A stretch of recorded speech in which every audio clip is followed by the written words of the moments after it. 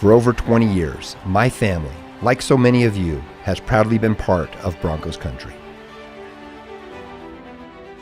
Every season, we feel the energy, passion, and commitment that defines this team. And now we are honored to be the official injury law firm partner of the Denver Broncos. Ramos Law. What makes us different makes us better.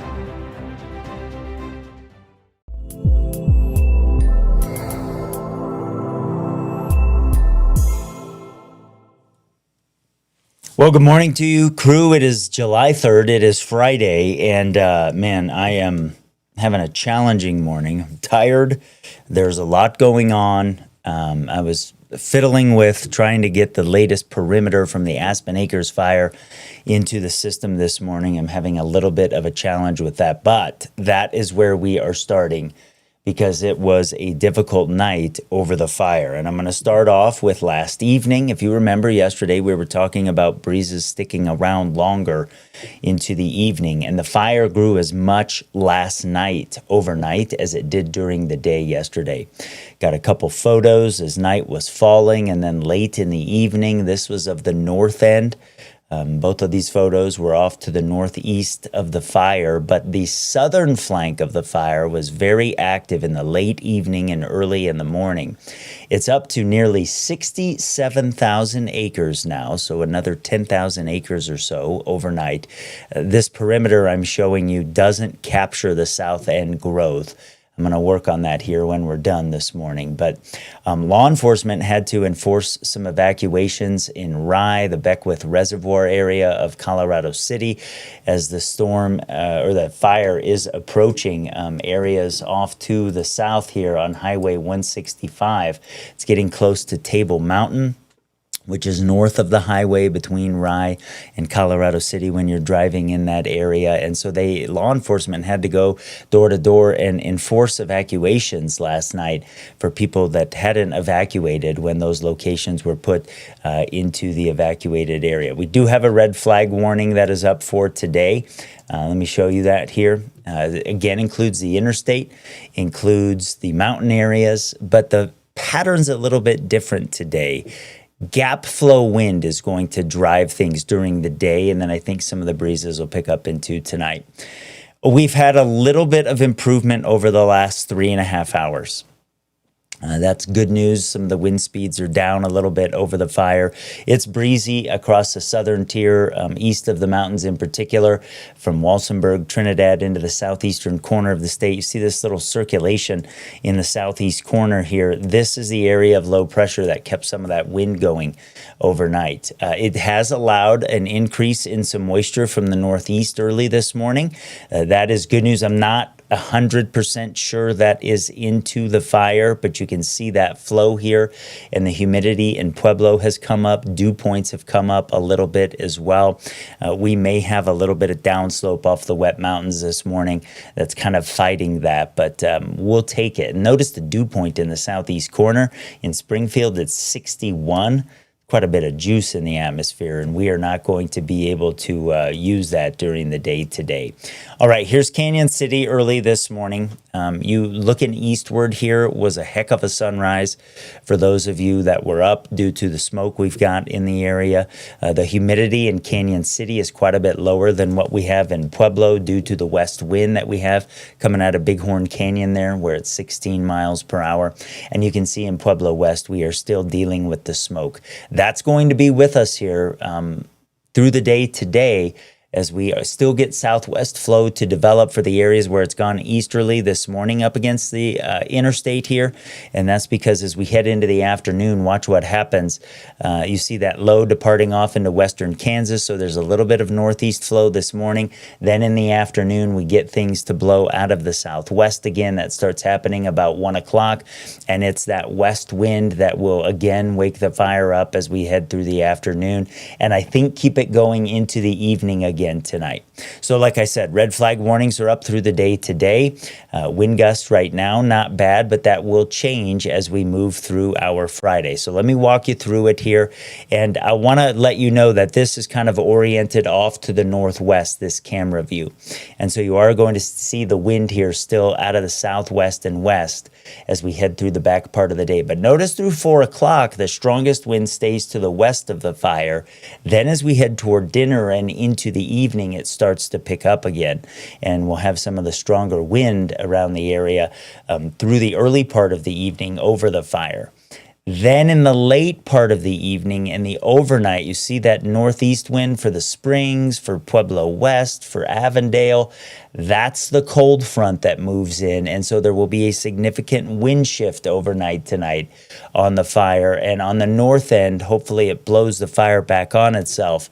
We'll have to watch that south end, though, when the cold front gets there, because it'll make the south end more active. And so you see, depends on what model you look at and what time. This is a different model from the one I just showed you. And it's a little bit later on bringing the front into the area. You see that wind shift doesn't happen until early Saturday morning. I like the faster arrival of the front, but you can see that it does keep the wind up overnight here longer, kind of like what we had last night, and then that wind shift is going to cause some issues. But it brings relief for tomorrow with lower temperatures, higher humidity, and upslope is going to bring the chance of some storms here. So that's kind of where we sit with the Aspen Acres fire. The rough night on the fire, like I said, and I think we get another difficult day today, and then I'm hopeful that some rain in the forecast kind of turns the tide on this thing, and we can start to change things up a little bit. And that brings us into our kind of short-term forecast and, into next week, maybe some better news, but at the same time is going to bring some different weather challenges, in particular around this burn scar. So how are you this morning? Kathleen says those pictures are very chilling. Yes, it is. The glow of the fire at night has a different feel to it than when it's a smoke plume and you catch some occasional flames during the day. I agree with that. Susan's checking in from Palmer Lake. She says it's sunny and she has some smoke this morning. Susan, thanks for always giving us that report in the mornings. I appreciate it. Let's jump into the short-term forecast here, and let's start talking about how things are going to be a little bit different as we start off our weekend, because today ahead of the front, it's another hot one. Like yesterday, we're around 100, if not above it. Farther east you go, the warmer you're going to be. Up against the hills where the fire is, excuse me. Sorry about that. We'll be in the low 90s. Over the mountain areas, we're in the mid to upper 80s. High, obviously, everybody understands the elevation playing a role over the mountain areas. But behind the front tomorrow, things are going to be different. So check this out. Over the plains, we drop into the 80s for the Springs. We drop back into the mid-90s. It's about a 10-degree drop east of the mountains. We don't get much different temperatures over the mountains and valleys because this front isn't deep enough to get into the hills. Along with the front comes low-level moisture and is going to bring us a threat of severe weather. Now, here's the thing I'm wrestling with early this morning. There is different sort of ideas within the computers, which is normally the case. So that's okay. It's not anything that's not expected, about where the low-level moisture is, in particular where the deeper low-level moisture is behind the front.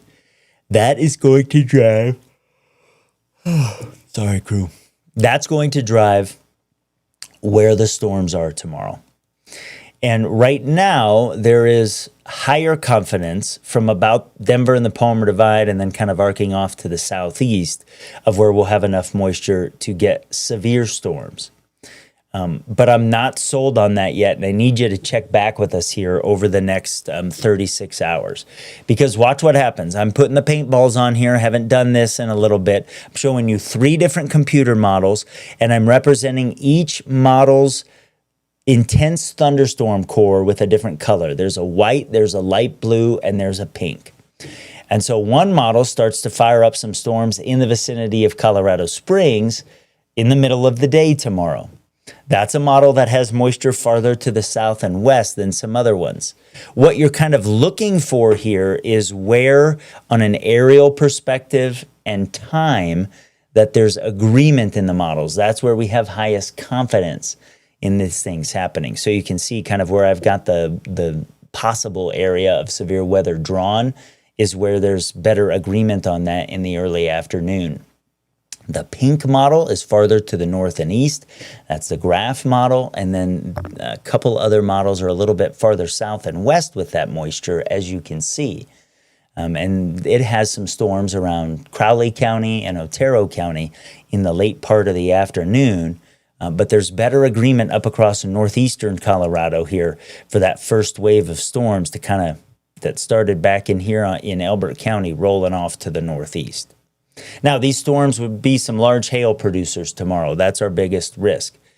This cluster of storms picked up by these 2 models here does help to push deeper moisture back to the south and west. And because of that, those models, and I think they got a better handle on things, to be honest with you, do develop some storms down around Walsenburg and Trinidad. So what I'm going to look at here through the morning when the morning model runs come in is, do I need to pull this area of possible severe weather farther to the south and west? And my hunch is I might need to do that.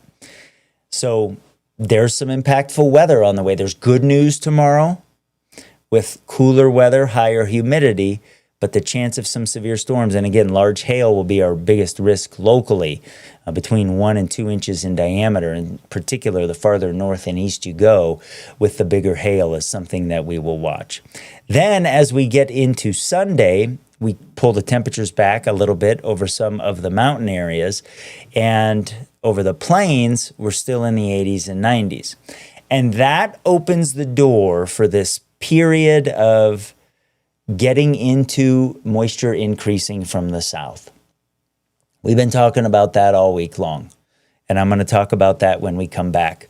We'll take you into the extended forecast for next week beyond the holiday weekend, and we'll talk about what this pattern change means for a new challenge across the area. You're on Mornings with Meister on Peaks to Plains Weather. Love your yard with a new outdoor space from F&B Landscaping.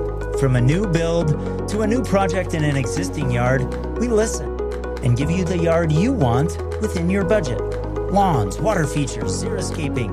We've got the artistic touch and technical know-how to bring the peak of Colorado outdoor living to your home. Reliable, trustworthy. Visit fblandscapes.com to schedule a free consultation today. This is John May, General Manager of Petrale Roofing, up on another customer's roof doing a free 21-point inspection. If you'd like us to take a look at your roof, give us a call today, 779-375-8773. We'd be happy to take a look and see the condition of your roof. Petrale Roofing, we're a Diamond certified TAMCO installer, which means we can offer a industry-leading 25-year workmanship warranty to give you peace of mind in the storm. Call Petrale Roofing, 719-375-8773. Schedule your free inspection today. At Phil Long Ford Motor City, we've been around for 80 years. That's like 560 in dog years. To say thank you to our loyal customers, it's employee pricing for all. You pay what we pay. our way of celebrating Colorado's 150th anniversary and America's 250th birthday. American value for American values. You pay what we pay, right, boys? That's right. Only at the original Phil Long Ford store. Emergencies are unpredictable, but you don't have to be unprepared. Peak Alerts sends you targeted emergency alerts in real time for evacuation orders, law enforcement activity, missing persons, and more. Choose up to 5 locations that matter to you, like home, work, and school, so you know what's going on and what to do next. It's free, easy to set up, and designed to keep you in control. Know first, act fast. That's the power of Peak Alerts.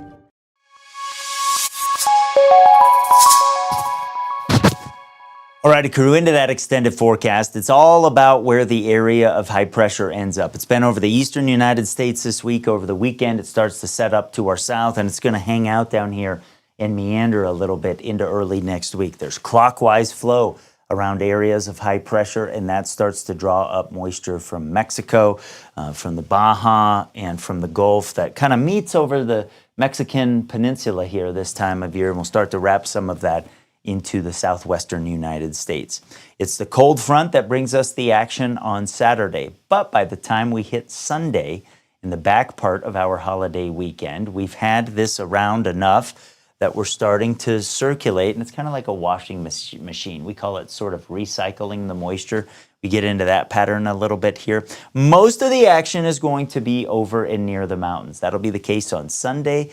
Might be down a little bit on the moisture on Monday, but there's more back here to the south, and so we bring that in particularly Tuesday and Wednesday, looking like days where there's some better coverage over the mountains. The flow this time of year aloft, especially as we get this high to build in, is pretty light.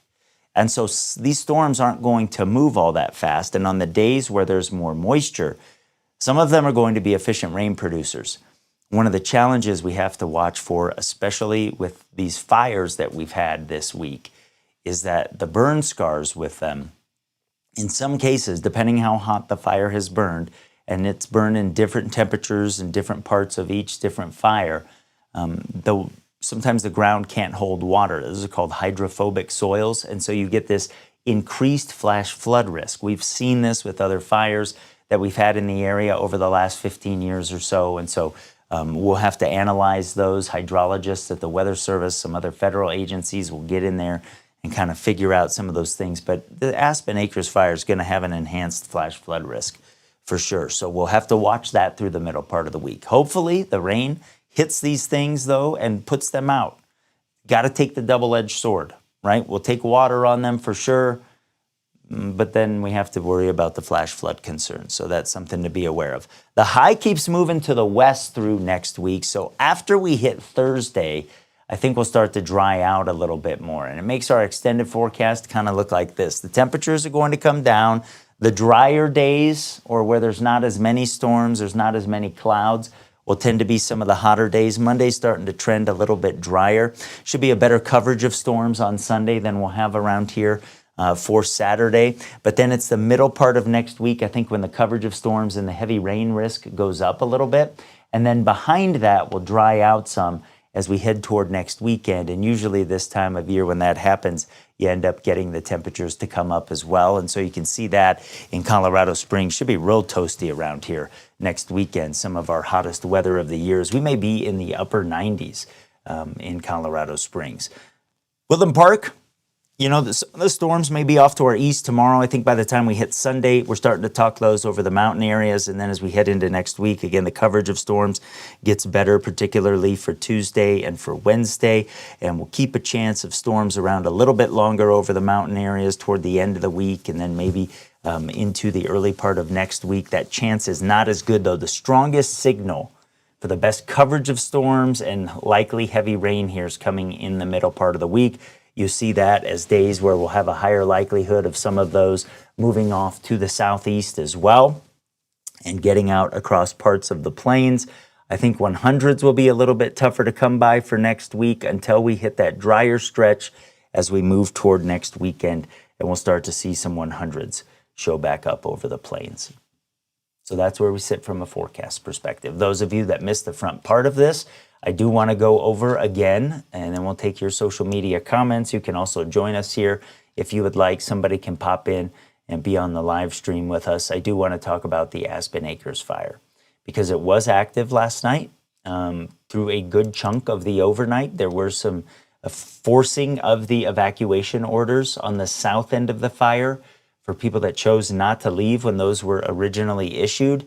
This is what the northern flank of the fire looked like in the later part of the evening from Sam, who I used to work with at D49. She is such a sweet soul. She sent this to me in the evening before the sun was going down. I got this from Adrian, and there's a different feel of seeing the glow of fires at night. And so this is from Adrian, and then this is from Sam a little bit later in the evening. But early in the morning, it was the southern end of the fire down here around Rye, around Colorado City, moving toward Table Mountain. And so I was having a problem this morning getting the latest perimeter of the fire into the system. I will work on that as soon as we are done here.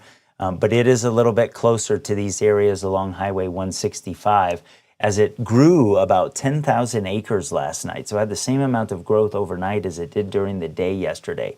And if you saw some of the social media posts that we had, some of the updates I was doing on the 24-hour channel, we were talking about the fire staying longer active due to some of the breezes sticking around last night, and that was certainly the case. So, we're keeping an eye on that thing. It's been a monster this week, no doubt about that. Okay, let's see what some of you are saying this morning. Isaac checking in. He's on the SoCo Wildland Management Team. He's a public information officer. Said our crews got worked really hard last night out there, of course, doing structure protection and trying to make sure the fire doesn't advance. Isaac, that doesn't surprise me at all. Thank you for those updates, my friend. Angela says, I must be exhausted. I am. And on that note, I want to let you know we're going to keep this train rolling. Mary and I are doing a live show tomorrow morning from 8:30 to 10:30 at the National Museum of World War II Aviation on the west side of the Colorado Springs Airport at 775 Aviation Way. We're going to be out there. The doors to the museum open at 10. They have planes that are going to be in the air. The museum's open until 5 o'clock. What a great way to celebrate America's 250th birthday with obviously some of the important work that I can't remember the name right now. I'm so tired. The Greatest Generation. There you go. Wow. We are going to be out there. We're going to talk to the museum founders. We are going to talk to some of the docents. We'll talk to pilots. It's going to be a fun time out there. We'd love to see you out there. Again, there'll be some food trucks. There will be all kinds of activities and history. The kids can look at the planes. If you haven't been there, one of the cool things about this museum, again, it's the National Museum of World War II Aviation. It's here in southern Colorado, is that the planes are airworthy. And they do get them out and they do fly them. And they're going to be doing that tomorrow. So yes, I am exhausted, but it's for some good reasons outside of the fire. Not a good reason. I'm exhausted. Melissa says, bet it's more work now than at the station. Oh, Melissa, if that isn't the statement of statements. I knew that was going to be the case. And it's wanting to serve the community. But man, I am tired today. And so Green Bay Barb says, here's a cup of coffee for you. Thank you. I haven't been able to make some coffee this morning. The American Classics coffee is going to hit hard. I'm on the tail end of my Zero Dark 30, which is the high caffeine variety. And that is going to be delicious today. And it is going to do its work for sure. American Classic Coffee, Spence is such a good guy. I want to tell you about him while I have the chance here real quick. Man, I can tell I'm tired because I'm just all over the place. But American Classic Coffee, if you put Peaks in the checkouts, you'll get 10% off. It's incredible. What I love about it, and what Spence describes it as, is it's not like foofy stuff with strong notes. He makes well-rounded, smooth, easy drinking cups of coffee. If you have a long-term order, you get 15% off from him. Please try it out. I am such a fan of this coffee. It is so good. Everyone that I've been able to share it with just comments about how smooth it is. So, and Barb says, I also remember, Matt, during the Waldo Canyon fire. Yeah, Black Forest fire too. We've been around for a lot of them for sure. Let's see. Danch says, or Dan Chrysler. Danch. Not working. Dan, hopefully you're laughing about that. Sometimes trying to figure out people's usernames on the fly is really, really funny. Dan Chrysler, 4284, says the smoke's not as bad in Pueblo this morning. And then Patriot Beast says, how safe is I-25? For the time being, I-25 is okay. It is not closed. They will, if they need to, they will close that. They certainly don't want motorists driving through as a large wildfire is approaching. And Amanda says, please take care of yourself. Working on it, doing the best I can. Did sleep pretty good last night once I was able to go to bed. Woke up a couple times checking on the fire. Here's some personal news. Son's girlfriend that he met in college is coming in today. Staying for the 4th. The son turns 21 early next week. And so we've got dinner planned with Grandma and Grandpa out at the ranch in Elbert County later tonight so that she can meet Grandma and Grandpa. So it's a big day. I'm going to have all my stuff with me. We'll be watching the fire. We'll be updating everything on the severe storm chances for the weekend. Man, it's a lot going on here at Peaks to Plains Weather. I will leave you with this. The Aspen Acres Fire update from early this morning, now at nearly 67,000 acres. The fire was very, very active last night. We have a big wind shift on the way tonight. When a cold front gets here, it is going to be another active late afternoon, and I think probably another active night for that fire, my friends. Keep everyone impacted in your thoughts, in your prayers. We stand with them here at Peaks to Plains Weather. We know Colorado is all about community. These smaller communities in particular, you all take care of each other. You check in on each other. And certainly a situation where you are doing that now. Thanks to all of our firefighters, our support staff, our first responders, everybody, in the Pueblo area that is helping evacuees, those that have been evacuated from Custer County as well. My friends, we're going to get through this thing together as we work through the Aspen Acres Fire. Have a good Friday. We don't know what the weather is going to be like around here. I do get really anxious during storms. That's why they chose HailGuard. When performance leads, confidence follows. Backed by the first and only asphalt shingle system with a hail warranty. That just gives us more peace of mind. This is the only asphalt product on the market that has the manufacturer warranty targeting the hail damage, and it gives me a lot of confidence as a contractor. Engineered for enhanced impact performance. Built to protect homes and reputations. HailGuard shingles. Built for hail.